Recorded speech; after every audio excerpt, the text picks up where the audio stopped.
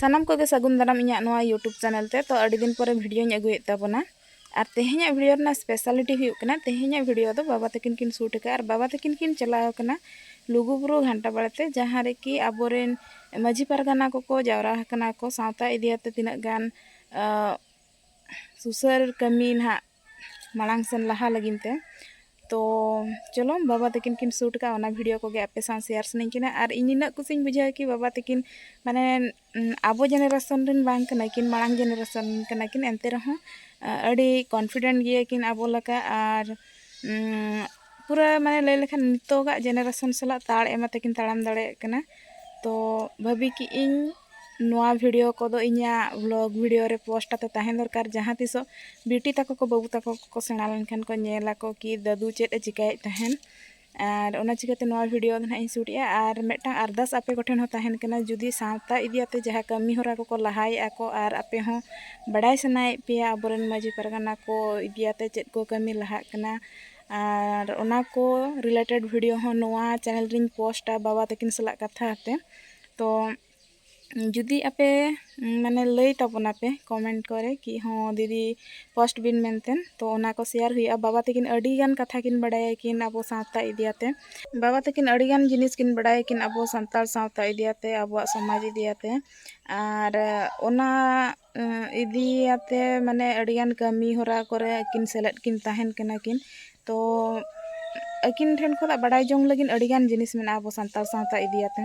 आदो मिमित जेखा दिन मने गया बाबा तकिन सदर किना कि आबोरन जहाँ तिना मेना बोना व्यूअर्स को जहाँ तिना इंजरिन ऑडियंस को मेना पिया आपे को हो बड़ाय पे ओना कथा को और उनका दना नितो धबी अकिन सला ओना इदियाते औरिन कथा गोटा मेनखान इन्या आस कि जुदी आपे को पे लई खान दो कथा इन बाबा तकिन सा और अकिना मोचा तगे अकिन ठेन खुदा बन आंजमाबन आबो सावता रेना अड़िगान कथा को और आपे को हो कमेंट रे तहन खान ओका रिलेटेड कथा बड़ाय सनाय पिया सावता इदियाते तो इनिन चेष्टाया मेटांग चांदो रे निहाती बारिया एपिसोड बाबा तकिन सला बनावइन और जहाँ टॉपिक आपे पे लई के ओना रिलेटेड वीडियो बनावइन अकिन सला दुड़ुब आते कथा ते इन हुन चेदोआ ओना साथे आपे को पे बड़ाय दाड़ेया तो तेहेñा वीडियो नेल ताबन पे बाबा तकिन हुडिंग हुडिंग वीडियो को शूट बड़ा तकिन भेजा दिन थान ओना दो पर्सनली अलिन नोंका माने फैमिली मेंबर को बड़ाय हचो लगिन कि नोआ नोआ सीन को नेल ना तो इन भाभी के ओना को आपे को सला हई शेयर और इñा अकाउंट रे ताहे दो उतरोना माने सबुदिन लगिन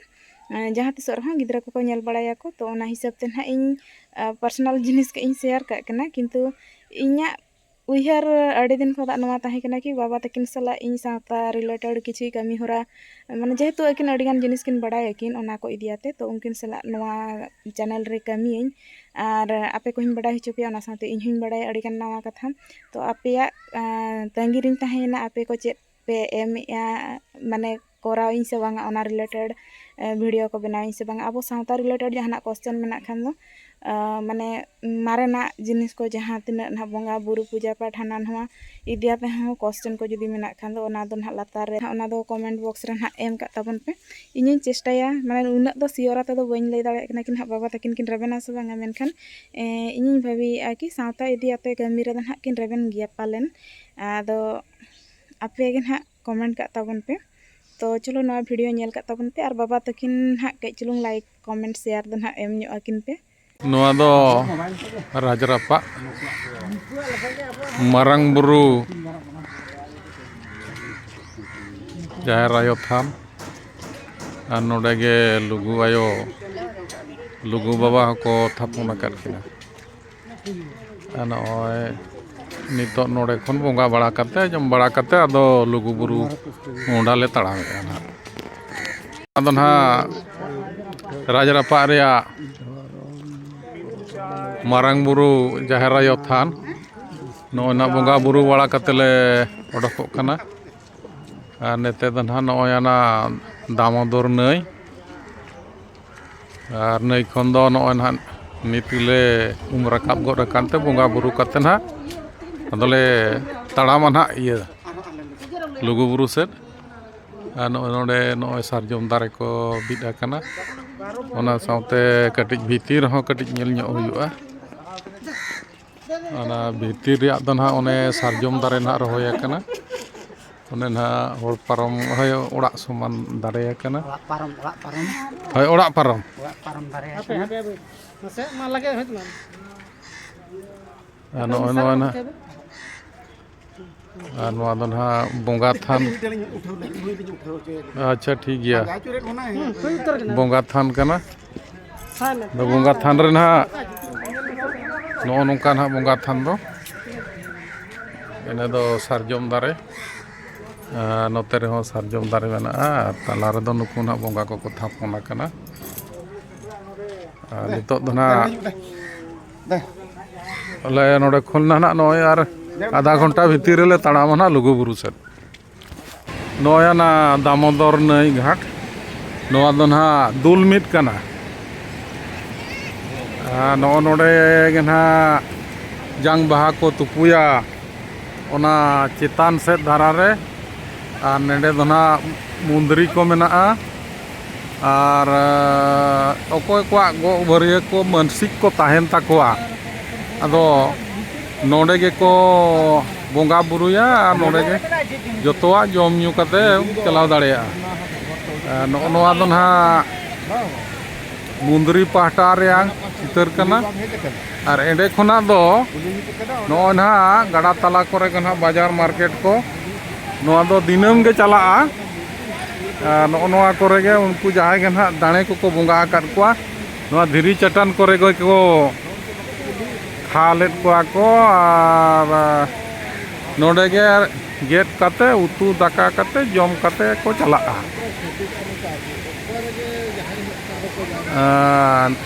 नोडे गे ना नो दुकान बाजार को लगावा कना और नो नोकाते होर को उमुक कना को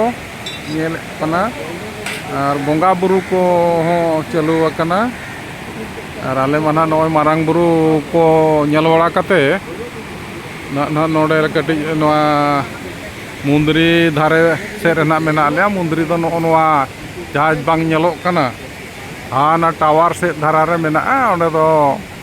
अकोय गो भरिया का उनको को ओंडे गे तो बदा को बोंगायत को मानसिक को कोई ना को दोह लेया अदो नुकु ना बोंगा तोपा कते उनको को ना को अगुइत को नोडे गे ना जोतोआ तैयार रे जोतो प्रकार सुविधा मेना नुना को बोंगा बुरुया सो सिणी रो को बनु कोआ जहाँ नोडे नेल ᱧᱟᱢᱚᱜ ᱠᱟᱱᱟ को कहू और कुड़ीद नोआ करे नोय इया कान रेहो गे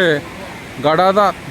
उनका गे माने रिलामाला गे लिंगी कना उनका ओजरा हो बनु अनि एटा गांग नई लेका नोका नोडे तो अड़ी ओजरा दो बनु अनि अड़ी सुसर गया दा को पूरा सफा सफी गया नो नोकाते ना इन पाहटा रे दो ना ढोंगाते हर को चला आले तो हाना पोलो लेकात गेले अचुरनते हाना चितान से रेले बड़ा रकाब आकाना नितो दो ना नोआ को नेल बड़ा कते नोडे खन दो ना ले रुवाड़ा ना और थासा हाटिंग हाटिंग रे तो आपाता और थासा दो हपन को तो समान तेगे हाटिंग को ᱧᱟᱢᱟ इखन हपन एरा को तो आपाता ओड़ा रेगे बेगो को ताहेन खान उनको और थासा हाटिंग को ᱧামা जीवन पूरी गिरा दो जावाय पाए ताहे रे से रांडी लेन खाने जावाय और थासा ᱧামা इखन आखिरी गना बेगो तो बांग ताहेन साया ओना लाइन दो दोहराय तमने जावाय पूरी गिरा दो जावाय पाए ताहे रे से रांडी लेन खाने जावाय और थासा ᱧামাय इखन आखिरी गना बेगो तो बांग ताहेन साया जहां कुड़ी होन गिदरे गिदरे बांग को ओमना कान रेगे रांडियन खाने और आपा तोड़ाए रेगे ताहेन खाने उनी दो आपा का पारी से नाम रुगोल ताड़ेया पारी से नाम रुगोल रेखान आपा का औरसा है नाम ताड़ेया